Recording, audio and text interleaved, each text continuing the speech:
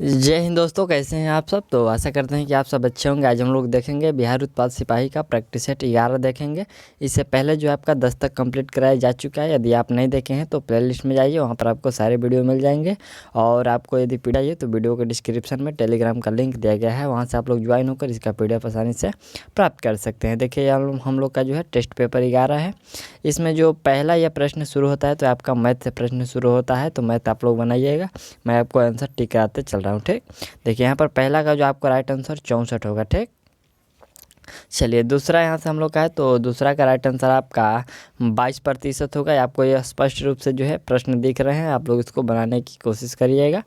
और चलिए तीसरा जो हम लोग का प्रश्न है, यहाँ पर log x और plus log 64 into x plus 2 into square बराबर 1। तो x का मान आपको ज्ञात करना है और इसमें x का मान कितना होगा, 2 होगा, ठीक। चलिए अगला हम लोग का चौथा प्रश्न है, तो चौथा का राइट आंसर आपको 12 घंटे हो जाएगा। और पांचवा जो हम लोग का प्रश्न है, तो पांचवा का राइट आंसर आप लोग 112 कर लीजिएगा। और देखिए यहाँ से हम लोग का जो छठा प्रश्न है कि गिर के जंगल डॉट डॉट डॉट में स्थित है। तो जो गिर के जंगल है ये गुजरात में स्थित है। अगला प्रश्न हम लोग का है कि मेलघाट बाघ अभयारण्य किस राज्य में है। तो मेलघाट आपको याद रखना है, ये महाराष्ट्र में है। चलिए अगला प्रश्न है कि लावणी डॉट डॉट डॉट का लोक नृत्य है। ये जो लावणी है ये कहाँ का लोक नृत्य है। तो आपका राइट आंसर हो जाएगा ये महाराष्ट्र का है, ठीक। चलिए नेक्स्ट प्रश्न यहाँ से हम लोग का 9 नंबर जो है, कह रहा है कि भारत की सबसे लंबी नदी का नाम बताना है। भारत की सबसे लंबी नदी कौन सी है जी। तो आपका राइट आंसर गंगा हो जाएगा, ठीक। चलिए अगला प्रश्न हम लोग का है कि राजस्थान के केवलादेव घाना राष्ट्रीय उद्यान को पहले डॉट डॉट डॉट के नाम से बुलाया जाता था, यानी कि इसको पहले किस नाम से बुलाते थे। तो राइट आंसर कौन सा हो जाएगा, यहाँ पर भरतपुर पक्षी अभयारण्य को ही आप नया नाम केवलादेव घना राष्ट्रीय उद्यान कर दिया गया है, ठीक। चलिए अगला प्रश्न हम लोग का 11 नंबर है कि डांडिया डॉट डॉट डॉट की एक लोक नृत्य शैली है। तो देखिए जो डांडिया है ये आपको कहाँ की है, पंजाब या फिर गुजरात। तो आपका राइट आंसर क्या होना चाहिए, गुजरात की है। डांडिया गुजरात में खेला जाता है। अगला प्रश्न है कि मुल्ला मुठा नदियों के तट पर कौन सा शहर स्थित है। ये मुल्ला मुठा नदियों के तट पर कौन सा शहर स्थित है। तो पुणे जो शहर है वो स्थित है, ठीक। चलिए अगला प्रश्न है कि दिसपुर डॉट डॉट डॉट की राजधानी है। तो दिसपुर जो है असम की राजधानी है। अगला प्रश्न हम लोग का है कि यहाँ पर चंपानेर पावागढ़ पुरातत्व उद्यान डॉट डॉट डॉट में स्थित है। तो ये चंपानेर जो पावागढ़ पुरातत्व है यह आपको गुजरात में है। नेक्स्ट प्रश्न देखिए यहाँ से हम लोग का है कि पेरियार नेशनल पार्क किस पर्वत श्रृंखला में है। तो पेरियार जो नेशनल पार्क है यह आपको पश्चिमी घाट में, कहाँ पर है ये, पश्चिमी घाट में।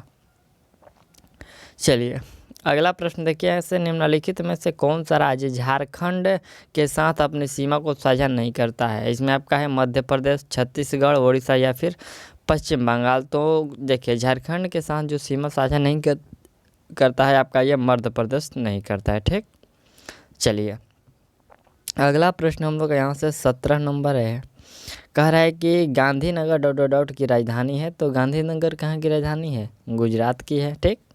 चलिए अगला प्रश्न है कि अन्नामलाई टाइगर रिजर्व किस राज्य में स्थित है। तो अन्नामलाई टाइगर जो है ये आपको तमिलनाडु में है। चलिए अगला प्रश्न है कि तेलंगाना राज्य की राजधानी क्या है। तो तेलंगाना राज्य की राजधानी है आपको हैदराबाद, ठीक। चलिए अगला प्रश्न है कि गराड़ी डॉट डॉट डॉट का लोक नृत्य है। कहाँ का लोक नृत्य गराड़ी है। तो आपका ये पुदुचेरी का जो है ये लोक नृत्य गराड़ी है। अगला प्रश्न हम लोग का है कि दांदेली वन्य जीव अभयारण्य किस राज्य में है। तो दांदेली आपको याद रखना, ये दांदेली आपको ये कर्नाटक में है। अगला प्रश्न है कि शिमला किस भारतीय राज्य की राजधानी है। शिमला कहाँ की राजधानी है, यहाँ पर आपका छत्तीसगढ़ या फिर हिमाचल प्रदेश, 2 ही ऑप्शन आपको दिए जा रहे हैं। तो राइट आंसर आप लोग कौन कर लीजिएगा, यहाँ से आप लोग शिमला, ये आपका हिमाचल प्रदेश, ठीक।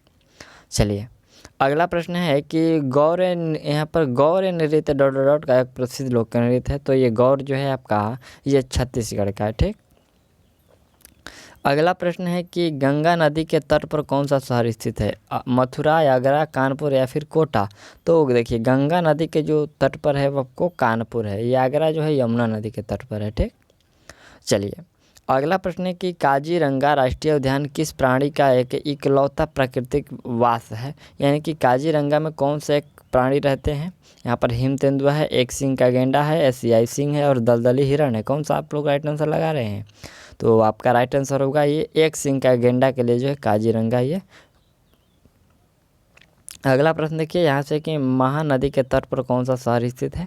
तो महानदी के तट पर एक कटक स्थित है। ठीक, ऐसे प्रश्न आता है कि कटक कौन से शहर के कौन से नदी के तट पर स्थित है, तो महानदी। अगला प्रश्न है कि निम्नलिखित में से नवनिर्मित राज्य कौन सा है। इसमें आपको नवनिर्मित जो है तेलंगाना है। कौन सा है? तेलंगाना जो है ये आपको नवनिर्मित है। ठीक, अगला प्रश्न हम लोग का 28 नंबर है, कह रहा है कि एलिफेंटा की गुफाएं किस शहर में स्थित है। तो एलिफेंटा की ये गुफाएं जो है मुंबई में है। अगला प्रश्न देखिए यहाँ से कि प्रसिद्ध हवा महल राजस्थान के किस शहर में स्थित है। तो हवा महल जो है आपको जयपुर में है। अगला प्रश्न है कि भोपाल डॉट डॉट की राजधानी है। यहाँ से आपको राज्य राजधानी से बहुत ही प्रश्न पूछे जा रहे हैं। ठीक है, यहाँ से आपका जो भोपाल है ये मध्य प्रदेश का है। ठीक, भोपाल डॉट डॉट की राजधानी है तो मध्य प्रदेश की। चलिए 31 नंबर से भी आपका 31 से लेकर 50 नंबर तक जो भी आपको प्रश्न आप पूछे जाएंगे ये आपको मैथ का प्रश्न है। इसमें आपको 35 से 30 जो है 25 से आपको 20 से 25 जो प्रश्न है एक सेट में आपको मैथ के पूछे जा रहे हैं। तो 31 का आप लोग देख लीजिए, 31 का राइट आंसर क्या होगा? राइट आंसर आपका 3000 होगा। ठीक, चलिए यहाँ से आपका 32 है तो 32 का राइट आंसर आप लोग 24 सेंटीमीटर कर लीजिएगा। और यहाँ से 33 नंबर है तो 33 का राइट आंसर आपका 4 दिन होगा। चलिए 34 नंबर है तो यहाँ से आपका 34 का राइट आंसर 4/3 मिनट हो जाएगा। और अगला प्रश्न हम लोग का 35 नंबर है तो 35 का राइट आंसर आप लोग 30 किलोमीटर प्रति घंटा कर लीजिएगा। और 36 नंबर देखिए प्रश्न, 36 का राइट आंसर आपको 4 किलोमीटर प्रति घंटा होगा। चलिए अगला यहाँ से हम लोग का प्रश्न है 37 नंबर, तो 37 का राइट आंसर आपको 16 मीटर हो जाएगा।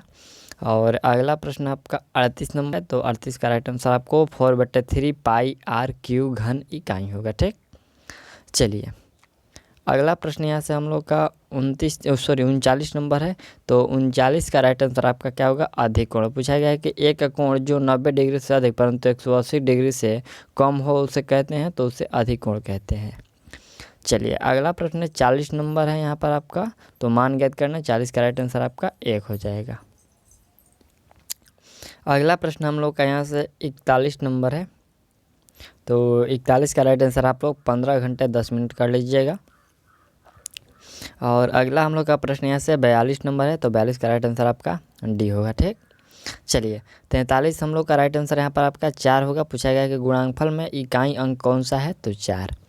अगला प्रश्न है कि यहाँ से आपका ये कैलकुलेटिव वाला प्रश्न है 44 नंबर, और 44 का राइट आंसर आप लोग 2 कर लीजिएगा। ठीक, अगला प्रश्न देखिए यहाँ से हम लोग का 45 नंबर है तो 45 का राइट आंसर आपको 9720 आ जाएगा। ठीक, प्रश्न है कि 12, 15 और 18, 27 प्रत्येक के द्वारा पूर्णतः विभाजित होने वाली 4 अंकों की सबसे बड़ी संख्या कौन सी है, तो 9720 है। ठीक, चलिए अगला यहाँ से हम लोग का प्रश्न 46 नंबर है।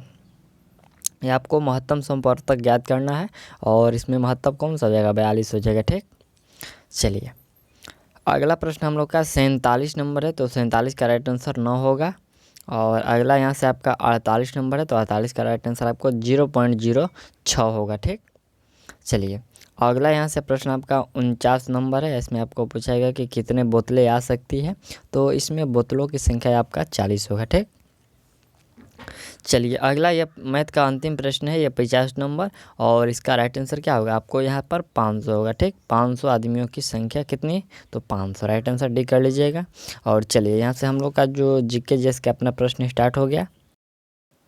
और चलिए यहाँ से हम लोग का जो पहला प्रश्न है कि यहाँ पर धोने के सोडे का रासायनिक सूत्र ज्ञात करना है, कौन सा होता है? तो देखिए इसमें आपका बेकिंग सोडा होता है और इसका रासायनिक सूत्र होता है Na2CO3 और इंटू 10H2 होता है, यानी कि ऑप्शन जो सी है वो राइट आंसर है। ठीक, चलिए अगला प्रश्न है कि हाइड्रोक्लोरिक अम्ल एक अन्य नाम है, इसका हाइड्रोक्लोरिक का एक अन्य नाम क्या है? तो इसका अन्य नाम होता है म्यूक्रिएटिक अम्ल होता है। क्या होता है? म्यूक्रिएटिक अम्ल होता है ये जो हाइड्रोक्लोरिक का अन्य नाम, यानी कि इसका संकेत सूत्र क्या होता है? HCl होता है। ठीक,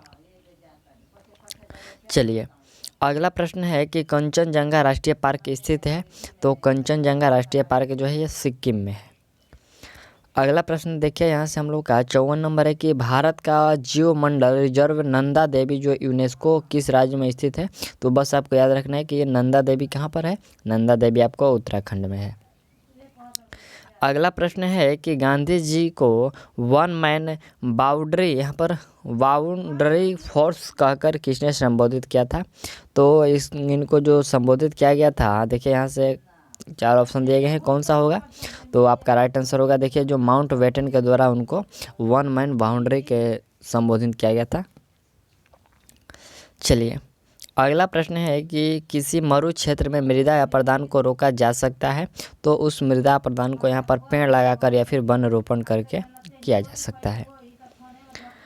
अगला प्रश्न है कि भारत में तेल की पहली जो परिष्करणशाला स्थापित की गई थी, कहाँ पर की गई थी, तो ये पहला जो किया गया था डिगबोई में किया गया था। ठीक, आपका राइट आंसर सी हो जाएगा। अगला प्रश्न हम लोग का है कि बीकन प्रकाश के रूप में प्रयुक्त निष्क्रिय गैस, तो ये निष्क्रिय गैस यहाँ पर पूछा गया कि बीकन प्रकाश में, तो ए नहीं हो जाएगा, राइट आंसर आप लोग डी कर लीजिएगा। अगला है कि बेकिंग सोडा का रासायनिक नाम आपको ज्ञात करना है, तो आपका सोडियम बाइकार्बोनेट होता है जो बेकिंग सोडा का रासायनिक नाम होता है। अगला प्रश्न है कि भारत की निर्यात मद के रूप में कौन से मसाले की मूल्य में सर्वोच्च स्थिति है, तो देखिए मसाले के मूल्य में जो सर्वोच्च स्थिति है वह है आपका मिर्च है, राइट आंसर ए होगा। अगला प्रश्न है कि भारत में 14 प्रमुख बैंकों का राष्ट्रीयकरण किस वर्ष में किया गया था, तो देखिए 14 बैंकों का जो राष्ट्रीयकरण किया गया था ये आपको 1969 में किया गया था। ठीक, कब किया गया था, 1969 में। चलिए अगला प्रश्न है कि 1 रुपये के नोट किसके द्वारा जारी किए जाते हैं, तो 1 रुपये के नोट जो है आपको भारत सरकार के द्वारा जारी किए जाते हैं। अगला है कि शताब्दी एक्सप्रेस गाड़ी का नाम किसकी सप्तवार्षिकी को संबोधित करता है, तो देखिए ये शताब्दी एक्सप्रेस जो है संबोधित करता है आपका जवाहरलाल नेहरू के सप्तवार्षिकी के। ठीक, अगला प्रश्न हम लोग का है कि निम्न में कौन सी रबी फसल नहीं है, इसमें रबी फसल कौन सी नहीं है, तो देखिए यहाँ से आपका चावल जो है ये रबी फसल नहीं है। ठीक, चावल क्या है ये, तो चावल जो है आपका ये खरीफ फसल है। अगला प्रश्न है कि कोलकाता और दिल्ली किसके द्वारा जुड़े हुए हैं, तो NH1 या फिर NH19 या फिर NH9 या फिर NH6 है, तो आपका राइट आंसर होगा जो दिल्ली और कोलकाता जुड़ा हुआ है NH19 के साथ। ठीक, चलिए अगला प्रश्न हम लोग का 66 नंबर है, कह रहा है कि भारत का सबसे सूखा भाग कौन सा है जी, तो सबसे सूखा भाग आपका जो पश्चिमी राजस्थान है सबसे सूखा हुआ भाग है। अगला है कि मुंबई हाई किससे संबंधित है, मुंबई हाई जो है किससे संबंधित है, तो यह आपको पेट्रोलियम के लिए वो संबंधित है। ठीक, अगला प्रश्न है कि भारत ने दशमिक मुद्रा प्रणाली किस वर्ष शुरू की थी, तो दशमिक मुद्रा प्रणाली 1958 में शुरू किया गया था, आपको याद रखना है। चलिए अगला प्रश्न है कि निम्नलिखित में से किस वस्तु का विनिमय मूल्य नहीं है, विनिमय मूल्य जो है किसका नहीं है, जल का या फिर टेलीविज़न का, कंप्यूटर का या फिर चावल का, तो आपका राइट आंसर होगा जो जल का है वो विनिमय मूल्य नहीं है। ठीक, चलिए अगला प्रश्न है कि भारत का कुल कितना भौगोलिक क्षेत्र वन भूमि है, कितना भौगोलिक क्षेत्र पर जो है वन भूमि है, तो आपका करेक्ट आंसर होगा 23% पर। ठीक, अगला यहाँ से हम लोग का 71 नंबर प्रश्न है कि दूसरी योजना ने किसको प्राथमिकता दी थी, देखिए जो दूसरी पंचवर्षीय योजना है ये किसको जो है क्या बोलते हैं प्राथमिकता दी थी, तो यह देखिए प्राथमिकता दिया गया था आपको भारी उद्योगों पर। ये जो दूसरा पंचवर्षीय योजना कब से कब हुआ था, तो 1956 से लेकर 1961 के बीच में जो है दूसरी पंचवर्षीय योजना चलाई गई थी। ठीक, अगला है कि राज्य के लिए एक निर्वाचन याचिका का निर्णय करने का अधिकार किसको है, तो यह जो है आपको उच्च न्यायालय को इसका अधिकार है। अगला प्रश्न हम लोग का है कि संघ या संघीय सूची में कितने मदे हैं, तो इसमें मदों की संख्या आपको 99 है। ठीक, अगला प्रश्न देखिए, प्रश्न है कि संसद के दोनों सत्रों के बीच अधिकतम कितना अंतराल दिया जा सकता है। तो देखिए इसमें जो अधिकतम अंतराल आपको दिया जाता है दोनों सदनों के बीच, तो आपको 6 महीना का अधिकतम अंतराल दिया जाता है। अगला प्रश्न है कि संविधान के मूल कर्तव्य कब शामिल किए गए थे। तो संविधान के जो मूल कर्तव्य शामिल किए गए थे आपको 1976 में, जो कि इस समय 42वां संविधान संशोधन हुआ था। ठीक, चलिए अगला प्रश्न है कि प्रत्येक क्रिया की उसके तुल्य और एक विपरीत प्रक्रिया होती है। यह जो न्यूटन के डॉट डॉट डॉट नियम का है। तो देखिए ये जो न्यूटन का आपको तृतीय नियम में होता है कि जो प्रत्येक क्रिया के उल्टे यहाँ पर जो है एक विपरीत प्रक्रिया होती है, ये तीसरे नियम में है। अगला प्रश्न है कि वायुमंडलीय दाब को डॉट डॉट डॉट के द्वारा नापा जाता है। तो वायुमंडलीय दाब को बैरोमीटर के द्वारा नापा जाता है या मापा जाता है। अगला प्रश्न देख लीजिए, यहाँ से हम लोग का 78 नंबर प्रश्न कह रहा है कि यदि कोई वस्तु किसी सतह पर फिसलती है तो उसके बीच गति का जो प्रतिरोध करने वाला बल डॉट डॉट कहलाता है। तो देखिए उसके बीच जो गति का प्रतिरोध करने वाला जो बल कहलाता है वह आपको घर्षण बल कहलाता है। अगला प्रश्न देख लीजिए, यहाँ से 79 नंबर है कि निम्नलिखित में से विस्थापन के बारे में कौन सी बात गलत है। विस्थापन के बारे में कौन सी बात गलत है, इस चारों में से आप देखिए। और लेकिन जो गलत है आपका, यह हमेशा धनात्मक होता है, ये बात गलत है। ये जो होता है हमेशा धनात्मक नहीं होता है। अगला प्रश्न देखिए, यहाँ से हम लोग का 80 नंबर है कि मायोपिया आँखों का दोष है जिसे डॉट डॉट भी कहते हैं। तो मायोपिया को यहाँ पर आप लोग निकट दृष्टि दोष कहते हैं। ठीक, क्या कहते हैं इसको, मायोपिया को निकट दृष्टि दोष के नाम से भी जानते हैं। और अगला प्रश्न है यहाँ से देखिए आपका 81 नंबर से हिंदी का प्रश्न है, कह रहा है कि घर की आय का हिसाब माँ, प्रश्न है कि घर की आय का हिसाब माँ ही रखती है, आय का विलोम आपको बताना है। तो आय का विलोम क्या होता है जी, आय का विलोम होता है आपका व्यय, और ऑप्शन सी में दिया गया है। ठीक, चलिए अगला है कि दिए गए वाक्यों में से सही वाक्य आपको ज्ञात करना है। देखिए हरीश सज्जन आदमी है, हरीश सज्जन व्यक्ति है, हरीश सज्जन है और हरीश सज्जन पुरुष है, कौन सा सही है। तो देखिए इसमें जो सही होगा कि हरीश जो है सज्जन व्यक्ति है, यानी कि ऑप्शन बी वाला आपको करेक्ट है। ठीक, चलिए अगला प्रश्न देख लीजिए यहाँ से कि इनमें से जल का समानार्थी शब्द कौन सा है। तो जल का समानार्थी होता है नल। क्या होता है, जल का समानार्थी इसमें से नहीं है, तो नल जल का नहीं है। बाकी जो समानार्थी की बात करूँ तो नीर और जल, नीर और पानी और अम्बु, ये सभी जो जल के समानार्थी हैं। ठीक, चलिए अगला प्रश्न है कि इनमें से कौन सी बोली मध्य प्रदेश की प्रमुख बोलियों में से नहीं है। ठीक, बोली जो है मध्य प्रदेश की प्रमुख बोलियों में से नहीं है। तो इसमें आपका जो देखिए बांगर बोली है, ये मध्य प्रदेश में नहीं बोली जाती है। बाकी सब मालवी है, निमाड़ी है और बुलंदी है, ये सभी मध्य प्रदेश में बोली जाती है। अगला प्रश्न है कि लिच्चू किस भाषा का शब्द है। तो लिच्चू जो है ये चीनी भाषा का एक शब्द है। अगला प्रश्न है कि बाह का सामान्य बहुवचन, बाह का सामान्य बहुवचन की बात करें तो बाहें होगा। ठीक, चलिए अगला कि निम्न में से कौन सा शब्द बिल्ली शब्द का पुल्लिंग है। बिल्ली शब्द का पुल्लिंग होता है आपका बिलाव। बिल्ली का पुल्लिंग क्या होता है, बिलाव।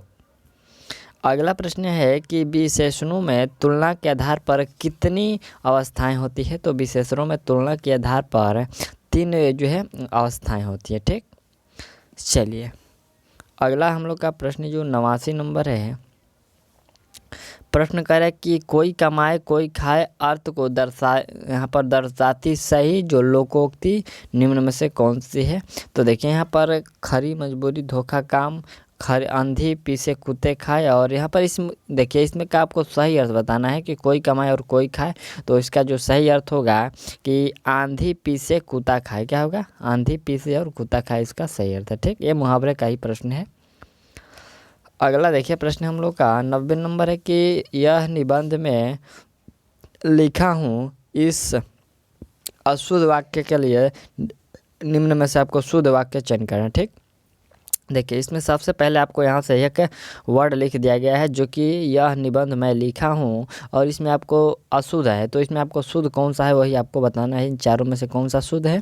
तो इसमें शुद्ध जो है आपका कि यह निबंध मैंने लिखा है, ये जो ऑप्शन 3 वाला है, ये सी वाला, ये सही है, और बाकी जो 3 है ये सभी गलत है। ठीक, चलिए, तो यहाँ तक हम जो 90 नंबर प्रश्न था हम लोग कंप्लीट कर लिए, और आपको जो है 91 नंबर से लेकर 100 तक है प्रश्न, तो आप लोग इसको सॉल्व करिएगा। ये अंग्रेजी का प्रश्न है, और ये जो हम लोग का टेस्ट पेपर था तो आपका 11 था, और जो सेट 12 है बहुत जल्दी कंप्लीट करा दूँगा।